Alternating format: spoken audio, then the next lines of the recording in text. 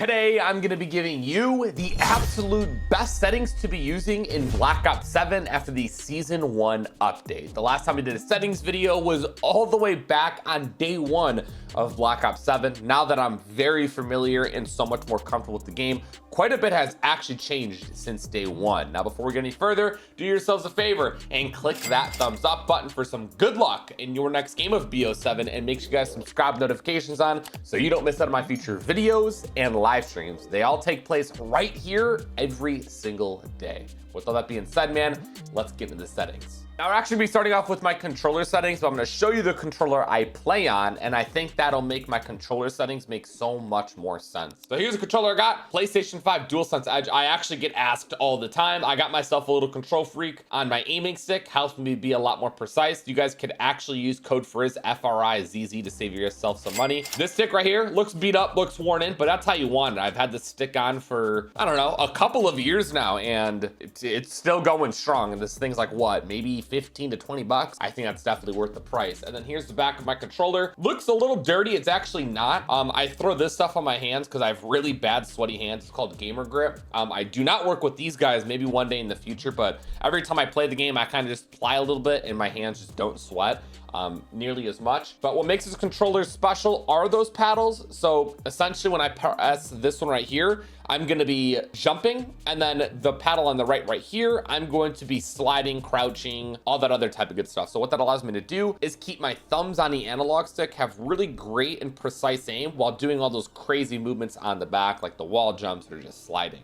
We also have these little levers right here that actually make my triggers significantly more responsive. So this is as far as it goes. I'm pressing it all the way down. So it makes it a lot more responsive, significantly quicker. This controller is pretty pricey, but I mean, I've been using it for about like 7 to 8 months now, and I have zero complaints. Hasn't given me any issues, and it's just been an absolute beast of a controller to use. Now that you see my controller, these settings right here should make a lot more sense. So my button and stick layout are both going to be default. Why? Because I have those paddles on the back of the controller. I don't need to change any of this whatsoever. For my horizontal and vertical stick sensitivity, it's actually a 1.8. If I'm not mistaken, on day 1 of Black Ops 7, when I did the settings video, it was like a 1.7, 1.75. I actually had to boost it up a little bit. It felt a little too slow for me. I've even thought about going back and experimenting with the 1.75, but 1.80, it's working for me, so I haven't changed it. If you guys want to swap your bumpers and your triggers, you could do that. I recommend doing what's most comfortable for you, especially in this situation, because I just showed you my triggers and how they're a lot more responsive, and I feel more comfortable using the triggers anyways, but they're more responsive. I feel more comfortable. That's why I have this off. But if yours aren't as responsive and you feel more comfortable using the bumpers, by all means, go ahead and turn that on. Controller vibration, I don't care who you are. Turn off the controller vibration. There ain't no reason for your controller to be shaking in your lap, in your hands when you're in gunfights. It's low-key messing you up. Take it off for about like a week. I promise your aim is going to increase dramatically. You think it doesn't make that big of a difference? I promise you it does. A trigger effect, I don't think those of you on PC have this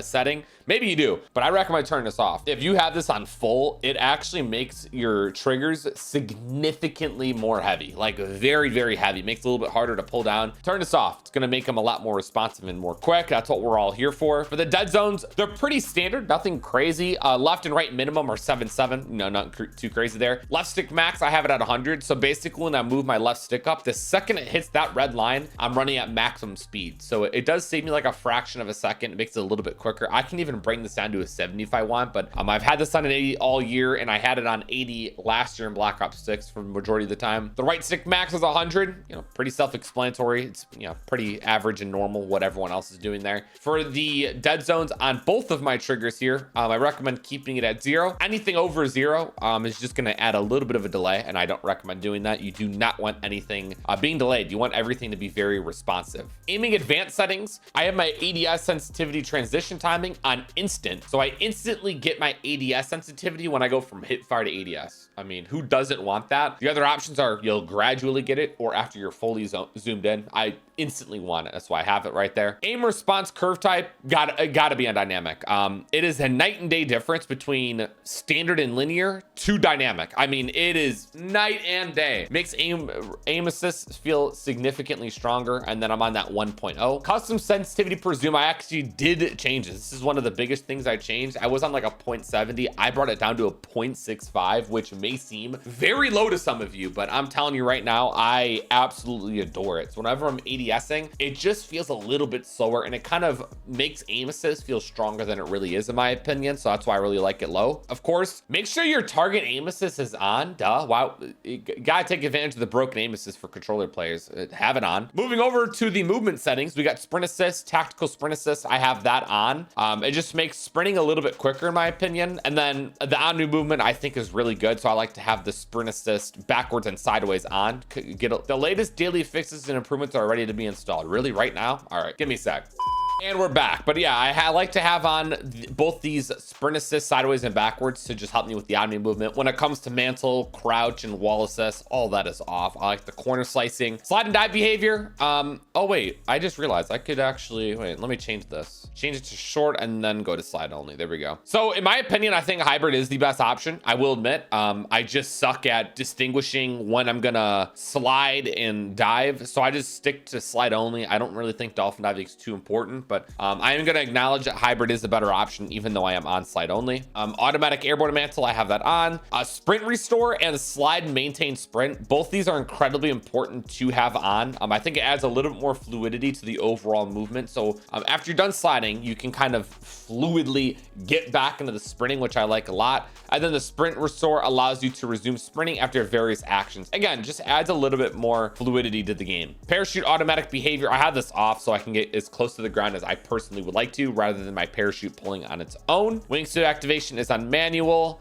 This is the combat roll. It's just on I mean, I don't ever use it. It's pretty much just default. Movement and advanced settings, I have single tap sprint. It used to be single tap run. I don't really think it matters in my opinion, but yeah, nothing here was changed whatsoever. Next, we have my combat controller settings. So one major thing I like to do is turn off weapon mount activation. There's no challenges in the game that require you to do it. There's some instances where I'm like closer to like a corner or a wall and I accidentally press on my left stick from just trying to aim straight and I end up mounting by accident. It kind of messes me up, so I like to just turn it off because I don't use it anyways. My body shield finishing move, I ADS and melee for the body shield. It's been a little bit more responsive when I do it like that, so I kind of like it. Armor plate behavior, I have it on apply all, so I hold triangle for a short amount of time and it automatically applies all of the plates that I'm missing. Combat advanced settings, the only real thing I'll note here is the interact and reload behavior is tap to reload, so I simply tap square to reload my weapon. Outside of that, pretty much everything else is left alone. So I mean, there's nothing here really. Prioritize interact is best for Warzone though, so you could spam loot items. It makes it a little bit easier on you. We have my overlay advanced settings, nothing to go over there,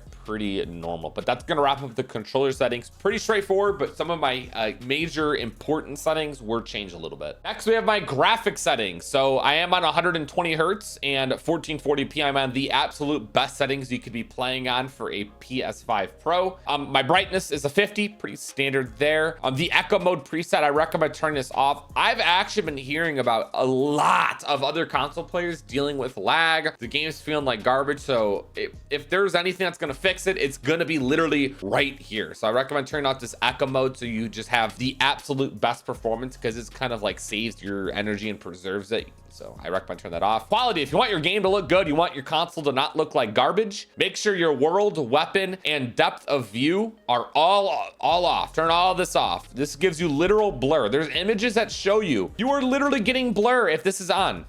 Please turn this off. Like, why are we having blur on our screen? Depth of view, turn that off as well. Fidelity cast, I have it on, and the strength at 75. It kind of adds a little bit better sharpening to the game. This right here, I've had on for over a year now. And I just saw people talking about it, how important this specific setting is in your quality graphic settings. On-demand texture streaming, have it on optimized. Allocated texture cache size, large. Download limits, off. Thank me later when your console looks and runs significantly smoother on Black Ops 7 after changing this right here. I literally don't need to say anything more about that. Moving on to my view, I am on a 115 FOV. People ask me quite a bit why I'm not on 120. I just think it's a little too zoomed down. I think 115 is just perfect, especially for me, especially for all the various modes I play, whether it's zombies, multi, Warzone. I think 115 is just is perfect. My ADS field of view is affected. It basically gives you like a no recoil look. It visually looks like your weapons have less bounce, which I like a lot. My weapon field of view is wide, so it appears smaller than it really is, which I really like because I don't need my weapon big on my screen. I want to see things outside of my weapon, so I have it on wide and it just frees up a lot of space on my screen. Camera movement 50%, pretty self-explanatory. The camera just won't shake as much. I don't know why anyone would want it to shake a lot. Inverted flashbang is on, so rather than my screen going white when I get flash, it goes black. It reduces the effects, less straining on your eyes, and that's gonna wrap up the graphic settings. Incredibly straightforward, very, very simple. Next, we have my audio settings. Not too much changed here. Gameplay volume is a 20, or gameplay music, sorry. So essentially, this is just the background music you hear. It's not too bad. I like to have it very low volume in the background. Cinematic music volume, this is 0. This is like in-game music. I don't really care to hear any cinematic music during my matches.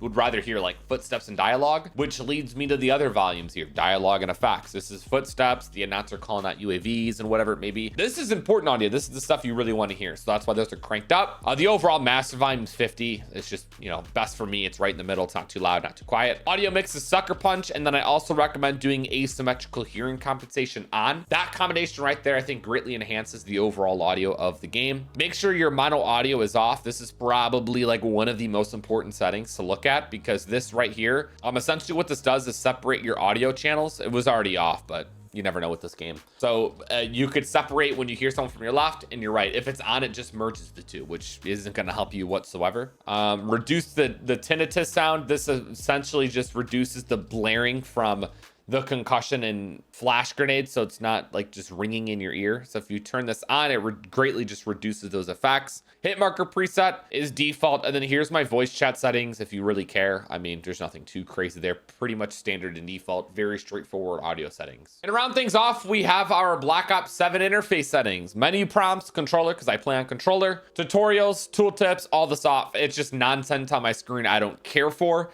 For telemetry, I do have on the server latency and packet loss. Whenever there's lag or there's something going on, you got that information, top left-hand corner, immediately. In-game alert icons, very important, so you could see, again, what's going on. Getting high latency, getting some packet burst, you could see that on the screen, which is obviously really nice. Readability, again, subtitles are off, don't care for any of that stuff. Color customization. You want your game to look beautiful. You want your game to look vibrant. You want those colors to be enhanced. Right here, baby. Color filter 2, color filter target both, world and interface color intensity. Crank that bit up to 100. It's gonna make those greens green, them reds red, them blues blues, them yellows yellows. It's just gonna add more intensity to those actual colors, makes them a lot more vibrant and notable. Gameplay HUD. So you got a couple of options here. You got the different themes, which this is my first time even seeing it. So I'll remove the cam here for a sec. You got the standard run, which is regular. This looks like a little zombies one, and then they actually added a black cell one, which is, whatever. I just rock with the standard. I mean, I just prefer the standard. Gameplay HUDs are cool, but I mean, just give me the regular. I like the classic regular. We got the interface layouts. Again, you could just kind of change things up here. I just prefer the regular standard. I don't want to really mess with that too much. Scale, increase or decrease the scale of your HUD widgets. So I've experimented with this. I want my mini map bigger, but it's at the cost of everything else. So I kind of wish it was separated so I can specifically make the mini map bigger. To my knowledge, that's not in this game, but they sure as hell had it in Black Ops 6. And then here's the HUD widgets if you want to change what's on your screen, what isn't, like the compass and stuff. I have it all on. Safe area, you guys could see these little whites, the big white square. It basically kind of just brings everything in a little bit more. Mini map, ammo, kill streaks. So I don't have to look too far away from the screen. I can quickly glance and then look at the middle of my screen, because the middle of my screen is the most important. That's where all the action takes place. That is where the gunfights take place. So I can quickly see, oh, I'm like one off a UAV. Oh, there's a guy coming to me right now. I can see it off the UAV right here. It just kind of brings it all in, which I personally like a lot. Make sure radar is off. Thank God they added a visual here. If you know anyone who plays with radar on, I'm telling you right now, I don't think they have a brain. You could literally see when radar's on. It ruins your minimap. You cannot see anything. I don't know. We're living in the Stone Age if you got the radar on there. Minimap rotation, I have it on. Compass I could turn off. I just don't use it, but keep it on. Crosshair lines. So this is obviously very important. I'm gonna go ahead and open all that up here. So centering is like one of the most important things when it comes to Call of Duty. People don't talk about it too much, but this right here, let me move the cam again. The crosshair dot, you need to be like this right here should be pointed at enemies where you think they're gonna be at. So you need to make it visible on your screen. So make sure all that's on, make it on. You can even make the crosshair dot largest. That's what I do. And you can even change the color if you'd like. It is so important to make sure that right there, the lines, the dot more specifically is pointed in the direction where you think enemies are at, where they actually are at. It is gonna greatly help you land your shots right off the bat. Because if you're always running like this, like with your crosshairs at the ground, you're not doing yourself any favors doing that. Advanced motion control, I don't mess with any of this. Just make sure all of this is off. But that's gonna wrap it up for today's settings video. You guys got everything you possibly need. I can even give you the account and network settings, man. Here you can even change the profanity filters so you get to see all the naughty words they like to type in your game chat. And then here's your notifications here. They're all right here if you ever want to turn any of that off. But gonna wrap it up for today's settings video. Again, a little bit has changed, not an insane amount, but I hope these helped you out, man. If you guys have any comments, questions, or concerns about anything First J Jr. went over in today's settings video, let me know down below, and let me know what sensitivity you guys are currently playing on, because it's not the same as BO6. But let's wrap it up. Hope you guys enjoyed. I'll see you in the next one. You guys all stay safe, have a great day, and I'm out. Doses.